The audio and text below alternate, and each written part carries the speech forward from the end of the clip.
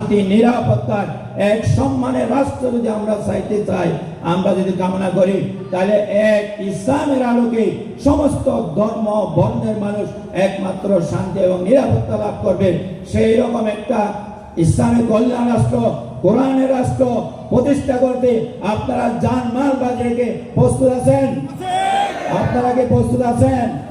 আল্লাহ তাআলা আমাদেরকে, এই দেশ গরিব নয়, এই দেশের মধ্যে এই বছর একজন ধর্মপ্রাণ ব্যক্তি মাত্র হজের দায়িত্ব পেয়েছে, জনাব খালেদ হোসেন সাহেব। উনি সুন্দরভাবে হজ পরিকল্পনা শেষ করে 8 কোটি টাকা এখানে ফেরত দিয়েছে। আবার এরকম ইতিহাস এই জমিনের মধ্যে নাই।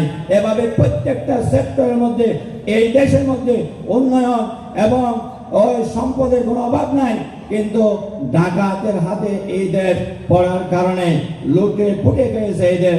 আল্লাহ তাআলা খোদাবেরও সব যোগ্য ব্যক্তির নেতৃত্বে যদি এই আমরা সংসদে পাঠাইতে পারি, সংসদ গঠন করতে পারি, এই দেশ সত্যিকার সোনালী দেশে, সোনার দেশে পরিণত হবে ইনশাআল্লাহ।